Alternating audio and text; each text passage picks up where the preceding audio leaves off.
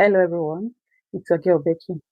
Welcome to my storyline, The Phone Call at Midnight. I was asleep when my phone rang at midnight. Hmm. My room was dark, the clock flashing 12:01 a.m. and then the sound of my phone vibrating jerked me awake. I looked at the screen, for no number. My thumb hovered over the line, but something made me answer. The voice on the other end was trembling. You don't know me, but I know you. My heart dropped into my stomach. Ha! And then they whispered something I could never forget. Hmm. What was that? When someone whispered your secret, it changes you. Hmm. They said my name clearly, slowly, like they wanted me to know they had thought about it before they called. Then they shared something personal, something only I knew, a fear I never told anyone. I sat there frozen, mind racing, and then they said, if you want to know the truth, meet me tomorrow. Ha! My hand started to shake.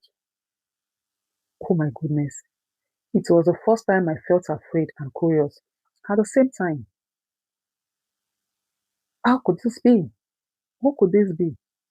This moment felt like a turning point. I stood outside that back beach at sunrise, my heart racing. Then I saw someone walking towards me, their face hidden under a hood. As they got closer, I could feel something about them, familiar. And then they stopped and whispered, you are not crazy, and I am here to prove it. My heart caught. Ha! What they revealed next made me question everything about myself. Did you want to know? The truth wasn't comforting. They removed the hood. It wasn't someone I knew. It was me. Me? Not exactly me, but someone who looked exactly like me. Same face, same eyes, same scar near my eyebrow. My nail nearly gave out. They smiled slowly. You finally came, they said. My voice shook. Who are you? They titled their head. I am the version of you that shows differently. They told me things no one else could know. Moments from my childhood, what I never said out to anyone, dreams I buried. They have been feeling it, haven't you? They whispered. They sensed that something was up. I stepped back. This isn't real, I said. They smiled again. It is. And tonight wasn't the first time I called you. My blood ran cold. What do you mean? They leaned closely and said, check your call log. I grabbed my phone. Multiple missed calls every night. For the past 30 days, at exactly 12:01 a.m. from my own number.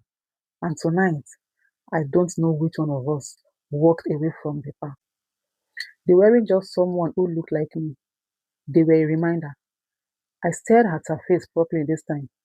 The same high cheekbones, the tiny gap teeth between the front teeth, the faint scar above the left eyebrow, the one I got when I fell as a child. Even the way she blinked slowly. When nervous, it was my face, but colder and harder. Just like a version of me that I've lived without mercy. You still don't remember, do you? She asked softly. My throat dried. Remember what? She stepped closer, and that's when I noticed something different. Her hand. There was a stain on her fingers. It was dark, faded, and old. My stomach twisted. You buried it, she said. You buried what you did. You convinced yourself it was a survivor, that it wasn't your fault. My head started banging. Flashes, fight, a scream, a push, and then silence. Tears rolled down my face. No, no, that wasn't. It was, she whispered. The night you chose yourself. Someone else paid the price. The park suddenly felt too small. You are me? I said weakly. She nodded. I am the part of you that remembers. The wings blew, and for a slight second, her face changed, not physically, but emotionally. It carries the weight of guilt, regret, and consequences. You can ignore me, she said, but the past never disappears. It waits. I blinked, and she was gone. No footstep, no sound, just me. Me alone. My phone vibrated again. 12:01 a.m. Unknown number. This time, I knew exactly who it was. Some versions of you moved on, some stays behind, and some comes back to make sure you never forget. If your past called, will you pick? Would you answer? That was my past.